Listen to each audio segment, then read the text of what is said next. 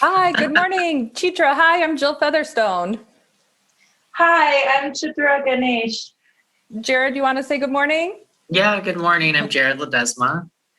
Well, we are gathered here today because one of the things that is really important about folks visiting an art museum is that we activate the space of an art museum by talking with other people and participating in group meeting making and just really going and following the dialogue where dialogue takes us, not having any prescriptive ideas about where a group conversation may need to end, but really using art as the catalyst for a conversation. And we've invited Chitra to speak with Jared and myself today because, and Jared will talk a little bit more about this, he saw some really interesting affinities between some of Chitra's work and a painting that we have borrowed right now. And I'll let Jared talk more about that. But why we wanted to record this conversation and share it with all of you is that conversations aren't polished and they're not perfect. Conversations start and stop and go back, and we say, put a pin in that, and we come back to it, and sometimes we forget. But we want to help people feel okay with however you bring yourself into the museum and looking at artwork, and whatever it is you see in it is what excites artists, and it's what excites and invigorates the space of being in a museum. So we hope to provide you with a little bit of that today by hearing Chitra's reaction to this painting, and then also getting to know Chitra's work. She is an artist herself, and she's going to introduce herself in just a moment. And so, Jared, I'll ask you to get us started. Thanks, Jill. Yeah, no, I'm really excited about this opportunity to speak with Chitra. And I think maybe a little over a year ago, I was approached by a curator of a private collection, and she sent me a list of artworks that maybe I might be interested in borrowing and showing at the Art Center. And among the list was a fantastic group of surrealist paintings, and one was by Leonor Fini. And I love Leonor Fini and her work, and she's lesser known to many people. I was incredibly excited that this was an opportunity that we could bring Fini's work to Des Moines and really highlight this lesser known artist. She was an incredible progressive artist for her time, really daring and avant-garde, and I love her story. And so then Chitra, I came upon your work. I think you were in a group show on Queer Utopia. I think it was, I forgot, like it was I think it was Bucknell University. Oh, wow. Yeah, I think about that.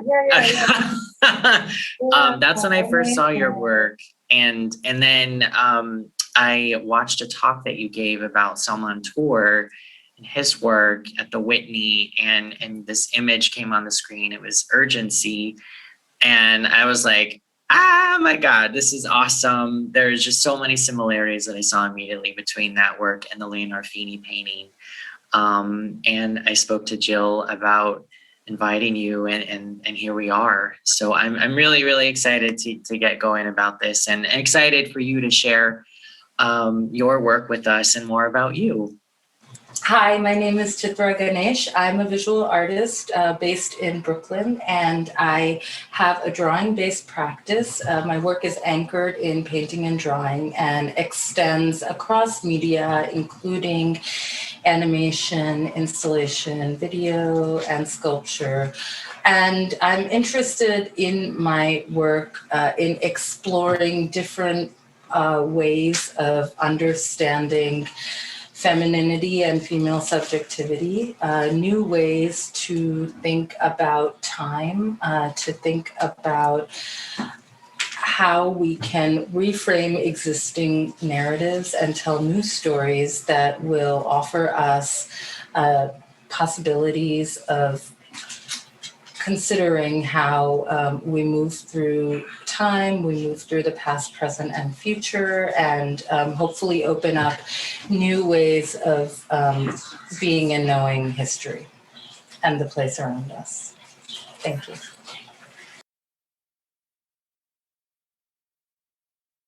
The work, A work that I would love to share with you and speak about more is this piece that you see right here, which I created last year in 2020. This piece is called Urgency. So Urgency was a piece that I created for a sprawling project that took place in over 50 locations around the 5 boroughs of New York City called Art on the Grid. And these were public artworks. The whole project was trying to think about and honor and take into account this moment of the pandemic that we were in at the time, which was right after a very extreme lockdown. So it was at the beginning of the summer, and art was still being seen outside. So that was part of the impetus of it. Urgency was, in a lot of ways, a response to some of the kinds of issues and ideas that I had been thinking about over the period of the pandemic, and namely thinking a lot about what kind of representation this particular moment called for. What kinds of representations, what kinds of figures, what kinds of histories. And so this led me to thinking a lot about the idea of iconologia, or the idea of what is behind the creation of icons, the creation and the meaning of specific icons. And iconologia was something that was put together. It was a compendium that was put together in Italy, but it was also based on Egyptian and Roman iconography and myth. And the idea really was to have to see how figuration could address the idea of having a moral emblem, or some kind of moral emblem, or a visualization of a particular emotion, ethics, state. And so I have been thinking about these kinds of ideas for a while, but this was combined with an interest that I was having recently in seeing how ideas of archetypes and collective archetypes have emerged again as being really primary sources for catalyzing action or change, or revisiting certain kinds of histories. So, other images that speak to the idea of iconologia, for example, are Albert Durer's Melancholia, a very famous print, which I had actually also been working with in the past, prior to making Urgency, and that work had produced a series of other kinds of iconic works. I think for me, with Urgency, the idea was thinking about what the kind of value or attitude or ethics of our contemporary moment was in the spring of 2020, which we are almost at a 1-year cycle from when I created this piece. So the work was created with this idea of a barren New York that I was inhabiting, a barren New York that reminded me a lot more of the New York City of my childhood here in the 70s and 80s than it did of the financial and shopping center that New York had come to be over the last couple of years. So that was one thing I was thinking about. I was thinking, like I said, what is sort of the ethics or the ethos of this moment? And the word that came to my mind was urgency. There was a real sense of urgency around the protests after George Floyd's murder, which had been publicly televised and circulated right around this time. In fact, Yesterday, May 25th, 2021, was the 1-year anniversary of George Floyd's murder. So in the wake of that moment, just being in and among this really urgent energy to go and to protest and to express one's feelings about this grave injustice and about systemic racism and about the multiple pandemics that were happening, not just the pandemic of COVID-19, but the way in which what people were understanding as the effects of systemic racism, lack of access to healthcare, more surveillance, hypervigilance, and violence, how all of these were also a pandemic. So these are some of the ideas behind my thinking. And so I was thinking, if there was really like a spirit of this moment, what would she be like? And so I started to create this idea of urgency and think about what all that would involve. And one of the things that was interesting to me about archetypes, both in terms of iconologia, but also more contemporary forms of archetypes that people have been drawn to, like tarot and astrology among them, are the way in which certain ideas are not only associated with figures, but those figures are also have intimate relationships with certain objects in their environment. And so it's not just about the individual or the self, but it's about how these bodies or these beings relate to the other beings around them, and also to their place, their context, the land, the topography, the demography of the place that they're in. So in this image, I was definitely thinking about the idea of this kind of the proximity of destruction and regeneration, the proximity of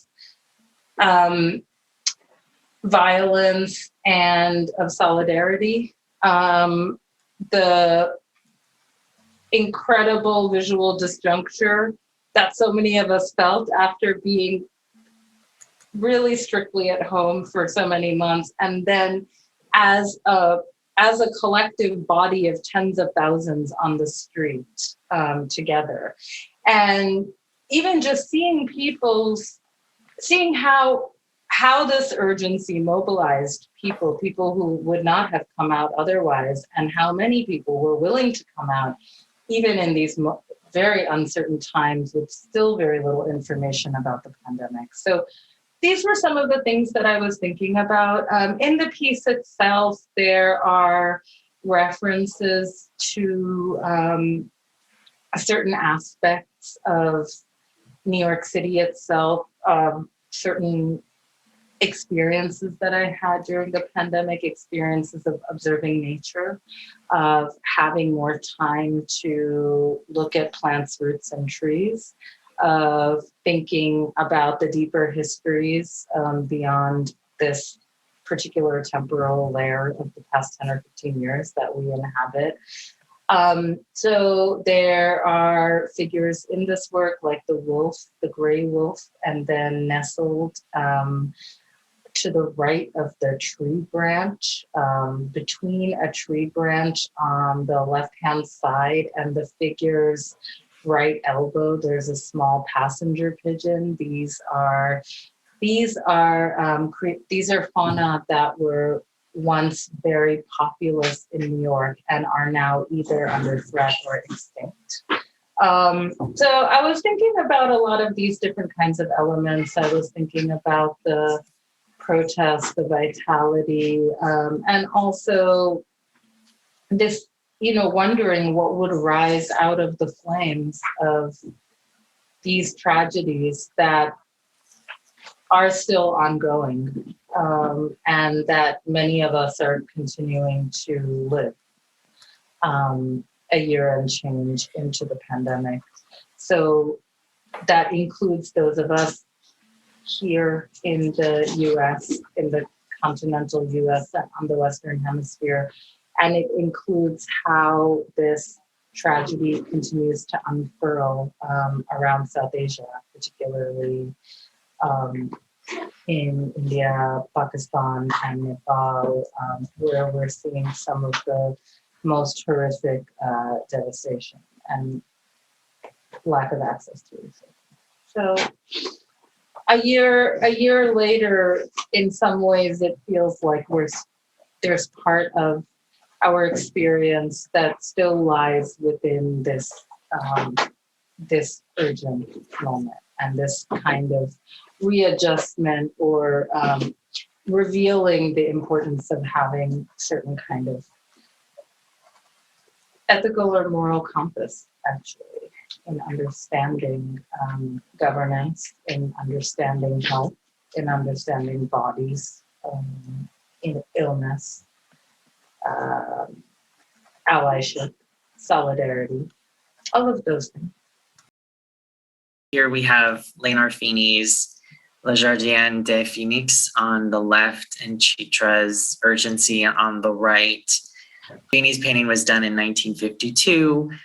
And what I actually love is that if we think about it, it's right after World War II. And this idea, like what you were saying, Chitra, about destruction and resilience and rebirth and recreation. I feel like those are things that Fini was thinking of. And I haven't read about that, but and just this post-apocalyptic world that she's produced. And I think, again, there's so much dialogue between these two images that I love. And we'd love to hear, what you think about Fini's painting as well. Yeah, I mean, I have so many, it's such an amazing work and so strange and haunting and feels just as much about our time as it does about any other time, including post-World War II, because I think it's kind of probing a question that we all have right now, which is what's going to happen when we emerge from all of this, like all of this global pandemic, authoritarianism, climate precarity and catastrophe, like what's going to happen. So that was something that I was really thinking about when I saw this work. I was also thinking about the figure holding the egg. I mean, it's really interesting because it feels like there's a distinct decision to portray a figure that seems in some way a maternal figure or a guardian, but at the same time, not using the usual tropes that we associate with mother and child. So it's not necessarily about the act of mothering or the role that a woman plays in a biological family, but it's more seems to be a guardian or a steward of possibility, of creation. And I think of that. I'm reading a book called Braiding Sweetgrass, and one of the things that is discussed in the book, it's about the relationship between botanical and indigenous knowledge, among other things. But one of the metaphors that resonated for me from that text was thinking about nuts, trees, nuts as sort of like embryos themselves, and as not just the nut, but also the metaphor for future regeneration, like something that is meant to unfurl in this world and possibly even be consumed by us, but is also protected. So I was thinking about that. I was also thinking about the way in which Fini kind of marshals this myth of the phoenix, something that I was also thinking about in Urgency, and gives it a feminine archetype, and thinking about that way in which the role of women, of female-bodied people in this moment and all of the different labors that women have had to perform, even during this short period of the pandemic, which is actually has a lot of resonances with World War II, actually, where in almost an inverse way, because women were compelled to go out to work and perform what was previously known as men's labor, because men were all out fighting or being killed. And then there was a real regression thereafter that was a struggle for women. And I'm thinking about that too in this pandemic moment, and how much the female workforce has had to bear the brunt of a lot of the inadequacies, the governance inadequacies that we have to fill the holes in and plug in ourselves. So that's something that was on my mind. But I think that the way there's a sense of both kind of containment, of intimacy, and maybe even of being protected by or being guarded by the birds in the paintings. So I think that's also was lovely to me, because in the popular myth of the phoenix, it's really just focusing on that moment of death and rebirth. So this is showing a sort of different dimension for this mythic character as well. So I think that another thing it was making me think about, which so I really appreciate the way Fini's really probing and suggesting the proximity of destruction and regeneration. Also is a way to unpack the temporal layers in which we exist, and think this kind of sky and the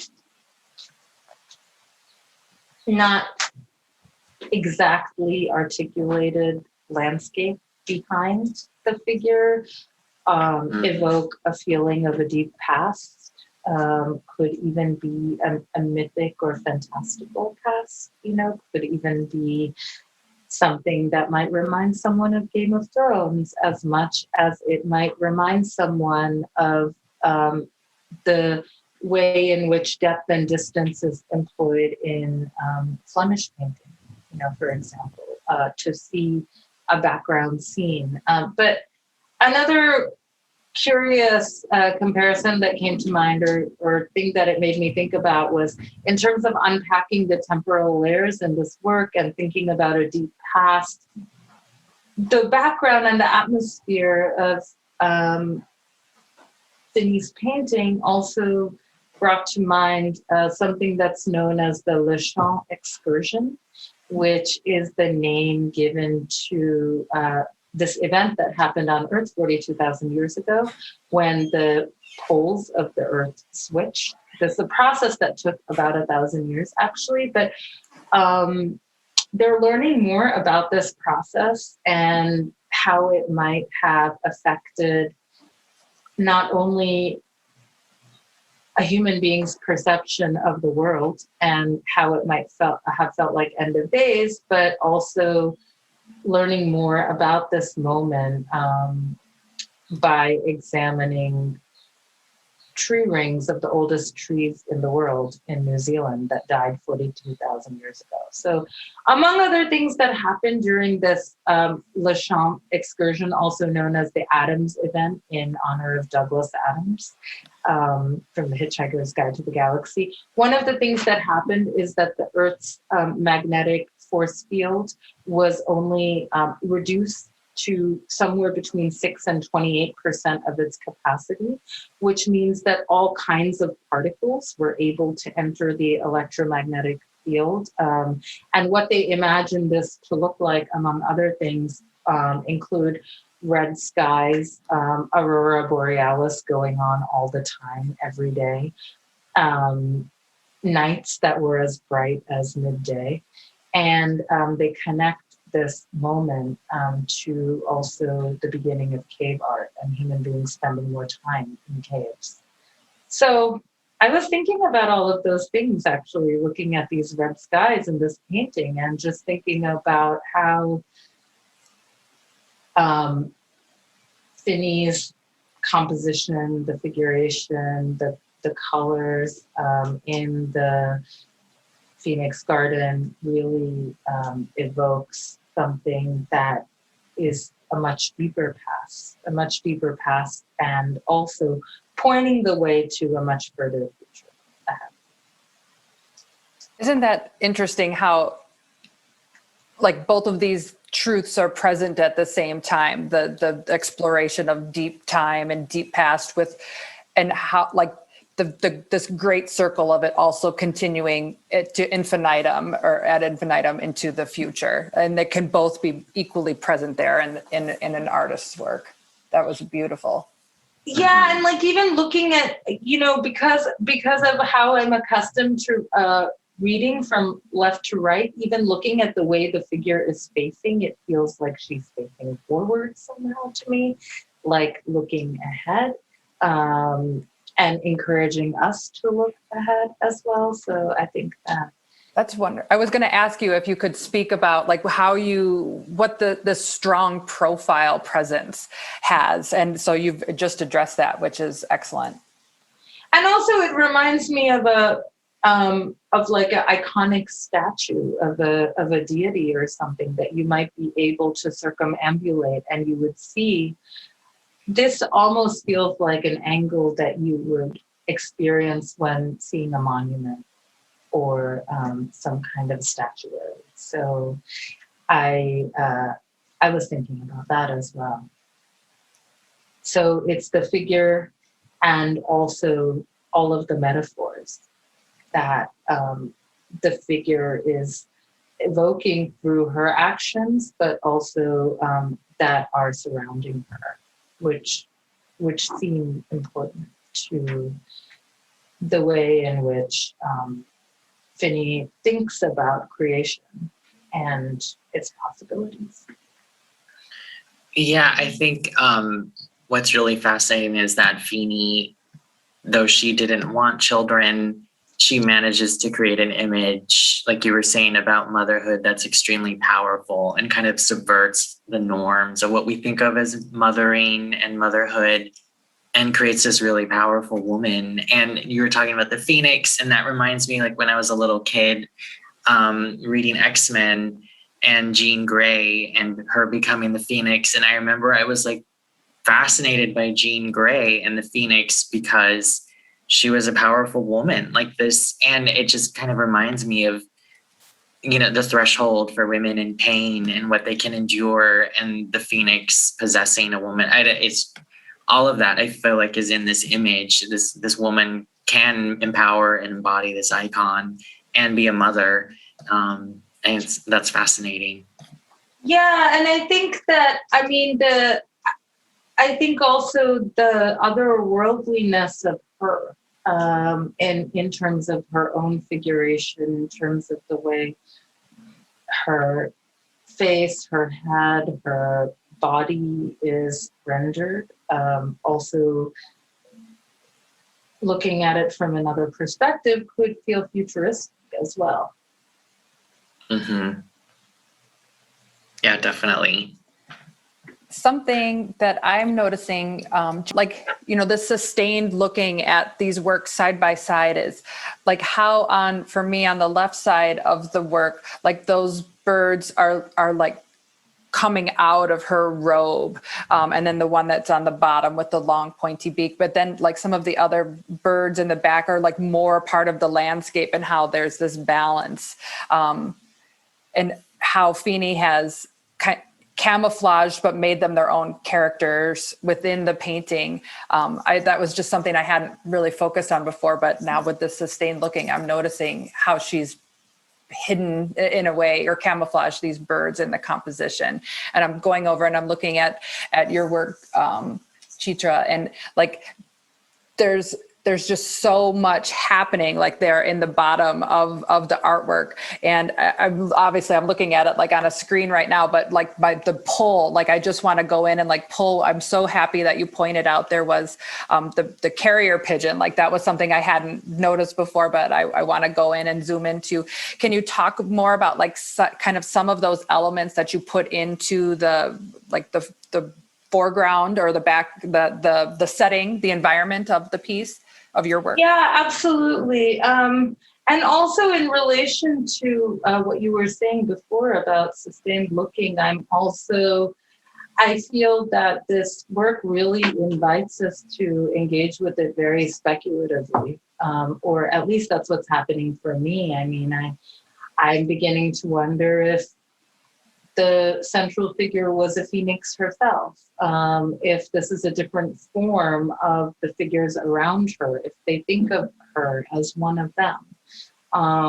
This kind of, and even questions that people are thinking about today, like what kinds of interspecies, interrelated ways of being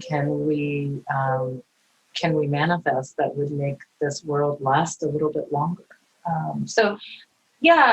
Just to add to what you were saying, but Jill, in response to your question, so the bottom part, I mean, it definitely, the work was definitely, as I said, informed by my feeling the need to be rapidly reoriented to New York as a lifelong New Yorker, someone who was born and raised, and feeling the city sort of worried about what was going to happen to the city and how would it exist.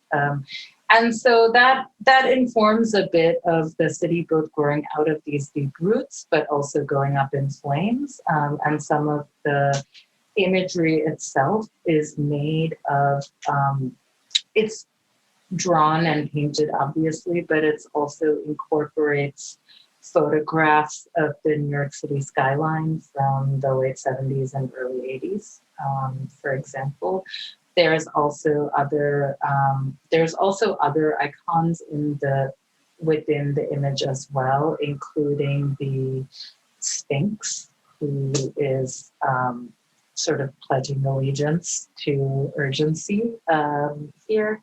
So a lot of that was also thinking about just the kinds of conversations we've been having around monuments and history, and how monuments can reinscribe certain histories or allow us to think differently depending on what they portray. So, there's so much. There's so many narratives to follow in this. Yeah. What a gift. Is it still on view in New York? It is actually, it's now on view as part of a larger suite of works at the Bronx Museum in an exhibition that's currently up and will be up through the fall called Born into Flames, Feminist Futures. And so, which is curated by Jasmine Wahi. She's the Holly Block Social Justice Curator of the museum, and it's a wonderful show. There's lots of great artists in it. Saya Wolfok, Wangeshi Mutu. It's based on Lizzie Borden's film from, I think, 1983 or the 80s, called Born into Flames. And Fira Lebai. So wonderful artists in that show.